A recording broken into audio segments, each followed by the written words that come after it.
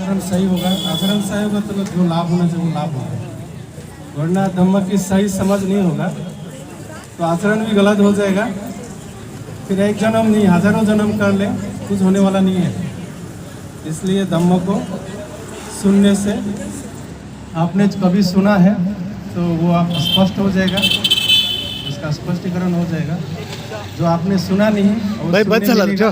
प्रवचन चालू आहे तसं. और प्रवचन सुनने से बुद्ध ने क्या बताया है, धम्म क्या है, मार्ग क्या है, कैसा आचरण करें, आप उसको सही समझ हो जाएगा।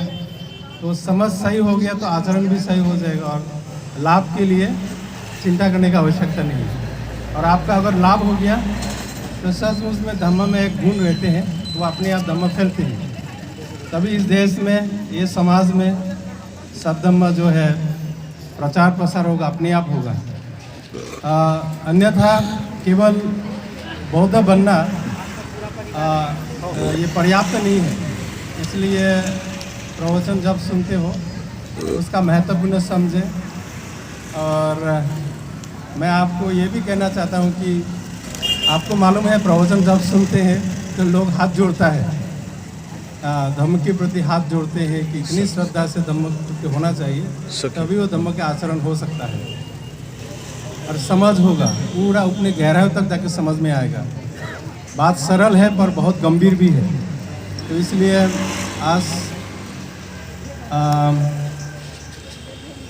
गजबीय परिवार ने अपनी पूजनीय माताजी और पिताजी की पुण्य स्मृति प्रताप आदरणीय भिक्षु संघ को निमंत्रण देकर जो पुण्य संपादन की उसके बारे में कुछ दो शब्द बोलना चाहता हूँ कि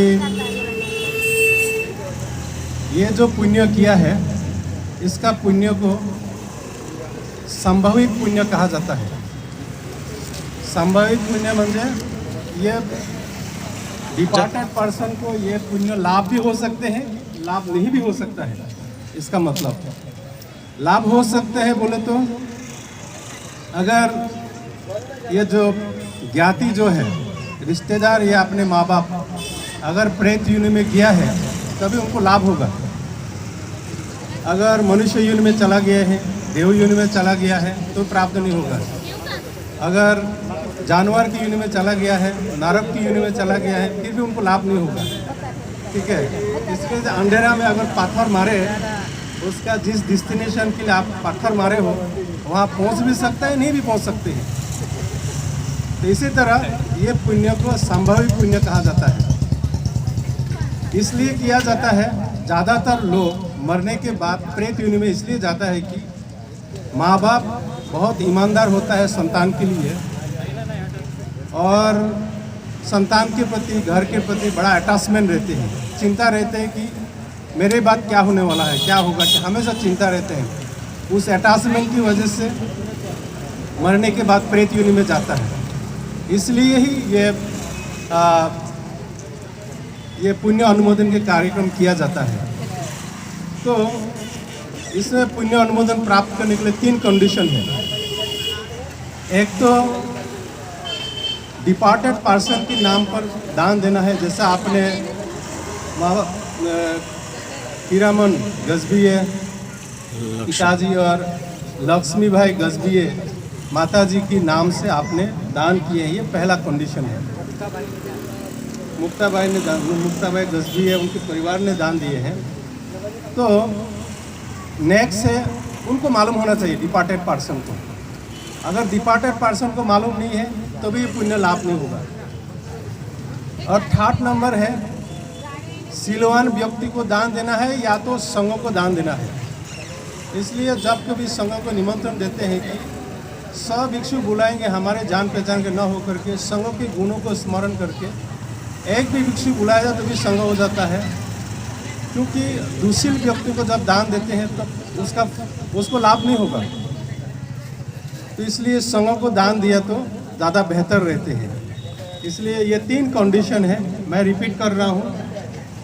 डिपार्टेड पर्सन के नाम से देना है, सेकेंड है उनको मालूम होना चाहिए, थर्ड है संघ को या सिलवान भिक्षु संघ को दान देना है, तभी ये पुण्य उस डिपार्टेड पर्सन को अगर प्रेत योनि में है तुरंत मुक्त हो जाता है, इसलिए ये संभाविक पुण्य किया जाता है। तो एक बात बता दूं कि मेंडलेस यादव जी मंदला के हैं, तो उन्होंने कायानुपासना सतिपठन किताब में लिखा है, आखिर में उनका अनुभव किए हैं, वो ज्ञान प्राप्त है, मार्गफल प्राप्त व्यक्ति थे। तो अनेक किताब लिखी, उसमें से हमने देखा है कि कायानुपासना सतिपठन किताब में उन्होंने लिखा अपने अनुभव। तो आप मंडले अगर जब जाते हो तो वहाँ एक ब्रिज है, पुराना ब्रिज। तो सियाडोगी मंडले जब वो ब्रिज पार हो रहा था तो पीछे से उनकी जो उपासिका थी, जो बहुत श्रीमंत भी थी, बहुत विहार बनाए हैं, स्तूप बनाए हैं, संघों को दान दिए हैं, सेवा किए हैं। इतना ही नहीं कि अनेक प्रांत में जगह जगह पर रोड के किनारों में जो यात्री जो है ठहर सके ऐसा घर भी बना के रखते थे, वहाँ लोग ठहर सके। ऐसा पुण्यवान व्यक्ति है, वो मरने के बाद प्रेत योनि में चला गया। तो रास्ता जब पार हो रहा था वो ब्रिज, पीछे से उनको बुलाया है भांति जी बोलकर, बहुत दुखी होकर के, परेशान होकर के ऐसा आवाज़ आया। तो उनकी आवाज़ क्लियर है, देखा है तो तुम ऐसे परिस्थिति में ऐसा कैसा हो गया? तो बोले मरने के वक्त उसके जो रिश्तेदार, ये बेटा बेटी, उसके नातू इतने ज़ोर ज़ोर से रो रहे थे, तो अपने किए हुए पुण्यों को याद नहीं कर पाया और उस परिवार के प्रति आसक्ति हो गए हैं और उतना मैं प्रेत योनि में चला गया हूँ, ऐसा वो बता रही थी। तो 7 दिन का पुण्य कार्य तो किए हैं, वर्मी लोग 7 दिन का कार्य करते हैं, हमारे उधर भी करते हैं। तो बोले उस वक्त नहीं थे वो प्रेतों का भी क्या बोलते हैं, ये लीडर होते हैं, वो उसके एक मेला होता है उसमें लेके गया, तो वो पुण्य को मालूम नहीं हुआ, संगोदान किया गया है उसको मालूम नहीं हुआ, इसलिए भी वो प्राप्त नहीं हुआ। तो उनको बताया कि तुम्हारे परिवार को बताता हूँ कि नहीं जाना है, तो 7 दिन के अंदर दूसरा संगोदान किया जाएगा। ये है कहने का तात्पर्य, ये है कि जब बंती जी ने वहाँ लिखा है कि जब तुम्हारी रिश्तेदार, कोई व्यक्ति, माँ बाप मरने के समय आता है तो उनको अपने किए हुए पुण्य को याद करवाना है, संपत्ति नहीं मांगना है, नहीं रोना है, या भगवान की वाणी, बुद्ध वाणी को, प्रवचन को, भांति जी की वाणियों को सुनाना है उनको उस समय में, ताकि उनका गति सही हो जाए। तो इसलिए कहने का तात्पर्य है कि इस जीवन की जो आखिर क्षण है, पहला जीवन की, नेक्स्ट जीवन की जो जीवन है, उस आखिर जीवन की क्षण से उसका डिपेंड रहते हैं। इसलिए इतना पुण्य करने वाला व्यक्ति भी अगर प्रेत योनि में जा सकते हैं, तो साधारण लोग तो प्रेत योनि में जाता ही है। जिनको अटैचमेंट है, धम्म नहीं समझता है, उच्छेदवादी भी जाता है, और ख़ास करके उच्छेदवादियों का तो दुर्गति ज़्यादा होता है, और शाश्वतवादी भी जाता है, और सारे शाश्वतवादी भी नहीं जाता है। तो कर्म सिद्धांत तो इतने गंभीर है, तो मैं इतना कह सकता हूँ कि ये पुण्य जो है संभाविक पुण्य है, पर इनको दुर्गति हो गया तो भी नहीं मिलेगा। दुर्गति में से नरक गति या जानवर की गति में गया तो नहीं मिलेगा, केवल प्रेत योनि में होगा तभी मिलेगा, और मनुष्य योनि में गया या देव योनि में गया है तो नहीं मिलेगा। तो इसलिए ये पुण्य को संभाविक पुण्य कहा जाता है। और किसको पुण्य मिलता है? करने वालों को ज़्यादा पुण्य मिलता है। तो आज जो पुण्य किया गया है, हम तो विश करते हैं कि आदरणीय उपासक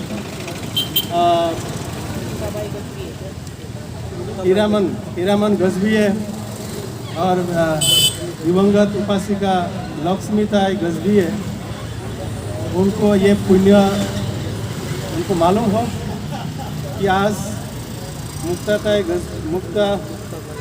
मुक्ताबाई गजबीए और परिवार ने अपने माता पिता की स्मृति पिता आपके लिए पुण्य किया गया है, इस पुण्य का अनुमोदन ग्रहण कर सके।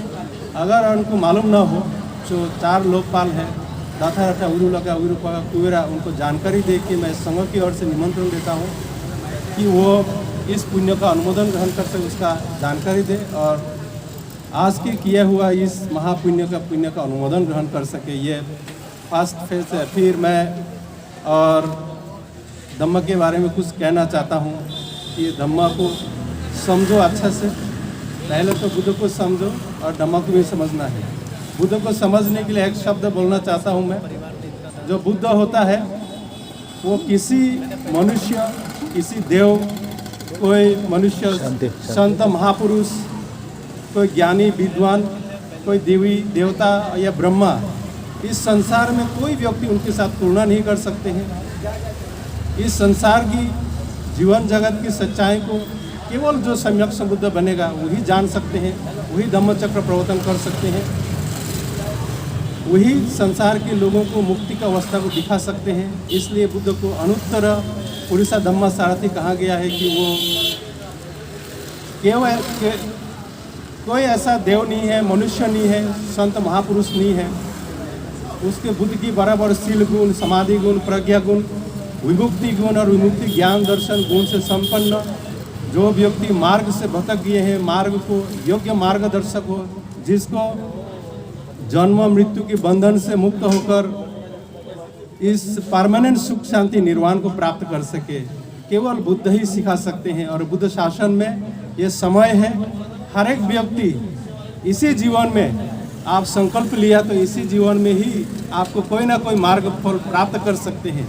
इसलिए ही बुद्ध शासन में मनुष्य जीवन होना ही दुर्लभ है। और आप इस दुर्लभ मनुष्य जीवन में दुर्लभ बुद्ध शासन आपको मिले हैं।